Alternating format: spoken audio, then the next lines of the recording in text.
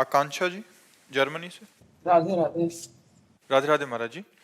महाराज जी, हम जर्मनी में रहते हैं और आपकी असीम कृपा, प्रतिदिन की शुरुआत आपकी वाणी से ही होती है। दिन भर राधा नाम चलता है और महाराज जी हम शनिवार को कई देशों के साधक मिलकर राधा नाम की कीर्तन आदि करते हैं। महाराज जी, आके आप प्रश्न है कि जब हम किसी भी व्यक्ति या परिस्थिति में दोष दर्शन नहीं करते और हम हर प्रतिकूलता को अपना प्रारब्ध मानकर राधा नाम का आधार बनाकर सहज हो जाते हैं, तब किसी भी प्रतिकूलता में सामने वाले व्यक्ति को सही या स्वयं में ही दोष दर्शन होने लगता है। महाराज जी, अपने दुख से निराशा नहीं बल्कि दूसरे व्यक्ति के कष्टों का चिंतन ज्यादा होता है। महाराज जी, मेरी सहजता से धीरे धीरे ऐसा नहीं, ऐसा चला जाता है कि जैसे हम इनके प्रति ना द्वेष करते हैं और ना इनके प्रति हमारी अहित भावना है। अब ये हमसे द्वेष करके जल रहे हैं तो ये इनका स्वभाव है और इनको जलना चाहिए, क्योंकि जब जलेंगे तभी इनको महसूस होगा कि मैं गलत हूँ, मेरा हृदय जल रहा है। हमको उससे दुखी नहीं होना चाहिए। हमको दुख तब होना चाहिए जब हमारी किसी क्रिया से, हमारी वाणी से इनको दुख पहुँचा, तो हमें पश्चाताप होना चाहिए कि हमने गलत किया, आगे से नहीं करेंगे। लेकिन हम स्वयं अपने रास्ते सही चल रहे हैं और कोई हमसे द्वेष करके दुख प्राप्त कर रहा है, ये उसकी बुद्धि है, हम उसको रोक नहीं सकते, उसे हम संभाल नहीं सकते। इसलिए हमें दुखी नहीं होना चाहिए। हमें बस इतना देखना है हमारे द्वारा किसी को दुख न पहुँचे।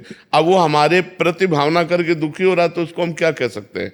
हमारा बस नहीं, क्योंकि उसका स्वभाव उसको दुख दे रहा है। इसलिए हमको प्रसन्न रहना चाहिए, ऐसे संसार की इन वृत्तियों में नहीं फंसना चाहिए, नहीं तो आप दुखी बनी रहेंगे। जी प्रभु, ऐसा ही हो रहा है। हाँ, नहीं, आपको दुखी नहीं होना।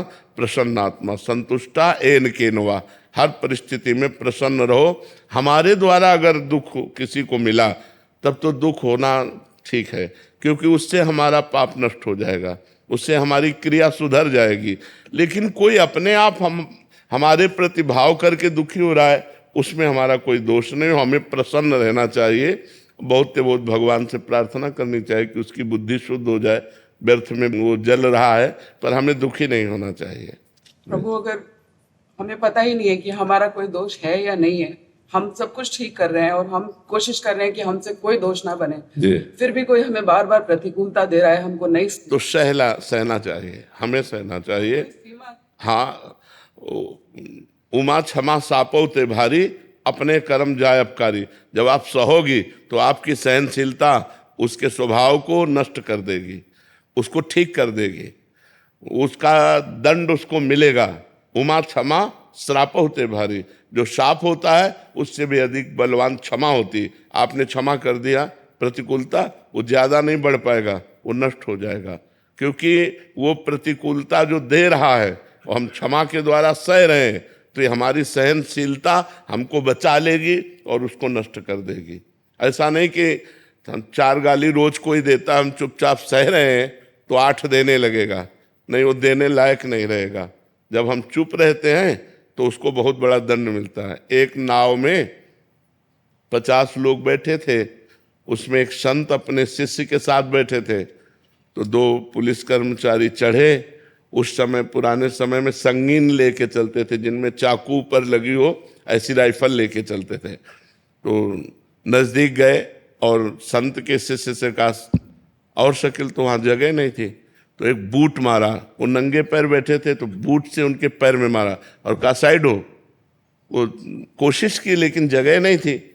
फिर एक थप्पड़ मारा, वो कुछ नहीं बोले क्योंकि साधु थे, शांत चुपचाप सह गए। अब नाव किनारे पहुंची तो पानी दो हाथ जहां नाव नहीं जा सकती, तो उन्होंने राइफल को ऐसे किया और ऐसे करके छलांग मारना चाहा। ऐसा बूट फिसला कि वो जो चाकू थी उन्हीं के गले में घुस गई और वहीं मर गए। तो उनके गुरुजी ने शिष्य को डांटा, कहा अगर 2-4 शब्द बोल देते तो बच जाता, तुमने एक भी शब्द उत्तर नहीं दिया, उसका साधु अवज्ञा तुरंत भवानी, कर कल्याण अखिल के हानि। सारे पुण्य नष्ट हो गए, देखो मृत्यु को प्राप्त हो गया। उमा क्षमा सापौते भारी, यदि आपको कोई सता रहा है और आप चुप हैं, ये चुप उसके लिए बम का काम करेगा। अगर हमने कुछ बोल दिया तो बचत हो जाएगी, अगर हमने बोला नहीं तो उसको भोगना पड़ेगा और तत्काल कोई न कोई उसके ऊपर अटैक होगा, काल का, माया का, कि वो झेल नहीं पाएगा। ये सिद्धांत है। अगर हम चुप हैं तो चुप रूपी ये बम उसको नष्ट कर देगा। और अगर हम बोल दिया तो उसके पाप नष्ट हो जाएंगे, वो बच सकता है। अगर हम बोले ना तो फिर बहुत बड़ा अहित हो सकता है उसका।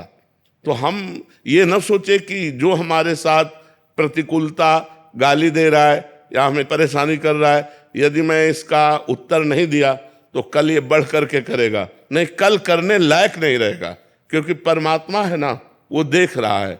अब हमारा कर्म हमको भोगना है तो बात अलग है, अगर कर्म नहीं भोगना है तो उसको दंड निश्चित मिल जाएगा, पक्का मिल जाएगा।